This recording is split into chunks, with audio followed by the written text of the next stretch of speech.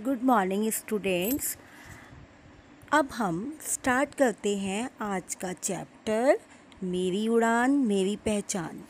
तो बच्चों, हवाई जहाज़ नीले व सफ़ेद रंग का एक खिलौना है। इसके आसपास दो चमकदार पंख हैं। इस पर एक नीली बत्ती है। चलते समय यह बोलता है, मेरी उड़ान मेरी पहचान। खिलौनों की दुकान में हवाई जहाज़ को देखकर पुलकित नाम का एक बच्चा उसे खरीदने के लिए बहुत ज़्यादा मचल उठा। उसने अपनी मम्मा से बहुत जिद की कि मुझे ये हवाई जहाज़ खरीदना है, और उसको उसकी मम्मी ने वो हवाई जहाज़ खरीद करके दिलवा दिया। क्योंकि पुलकित ने बहुत जिद की तो मम्मी को परेशान होकर के उसको वो हवाई जहाज़ दिलाना पड़ा। फिर पुलकित ने अपनी माँ को धन्यवाद दिया और घर जाके उससे खेलने लगा। फिर उसने उसे अपने खिलौनों के कमरे में रख दिया, और वहाँ पर उसके खिलौनों के कमरे में एक पता है कौन कौन था? टेडी भालू था। अब वो जैसे ही हवाई जहाज़ को देखा तो वह मुस्कुराया। वो बोला, तुम्हारा स्वागत है हवाई जहाज़ भैया। पर हवाई जहाज़ ने कोई उत्तर नहीं दिया। एक मीशू गुड़िया थी, उसने कहा, क्या तुम हमें अपनी सवारी करवाओगे? हवाई जहाज़ ने तब भी कोई जवाब नहीं दिया।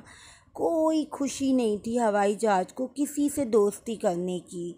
सब आपस में कहने लगे कि ये कितना घमंडी है। एक रेलगाड़ी थी, वो सबको रोज़ सवारी करवाती थी, लेकिन हवाई जहाज़ जो था वो किसी से बात नहीं करता था। तभी क्या हुआ कि शाम को ना पुलकित के चाचा के बच्चे घर पर आए। उन्होंने हवाई जहाज़ से खेला, उसे उड़ाया, और क्या हुआ कि वह ना गिर गया और टूट गया, उसके पंख टूट गए। जब वो बच्चे चले गए तब सबने देखा कि आज हवाई जहाज़ तो दिख नहीं रहा है। तो सबने हवाई जहाज़ को ढूंढा। हवाई जहाज़ पता है कहाँ पे था? एक कमरे में बेड के नीचे पड़ा हुआ था, रो रहा था। सब खिलौनों को उसकी चिंता हुई। उन्होंने कहा कि हमें उस हवाई जहाज़ को ढूंढना चाहिए। तब जो छुक्कू रेलगाड़ी थी ना, उसमें बैठ के सारे खिलौने हवाई जहाज़ को ढूंढने लगे। अचानक उन्हें पलंग के नीचे से हवाई जहाज़ की सुबकने की आवाज़ आई।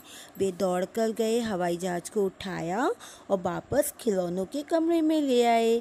सबने मिलके उसकी बत्ती फिर से लगाई, खरोंचे हटाई, उस पर नीला और सफ़ेद रंग भी कर दिया, और वो फिर से सुंदर दिखने लगा। हवाई जहाज़ की आंखों में आंसू आ गए।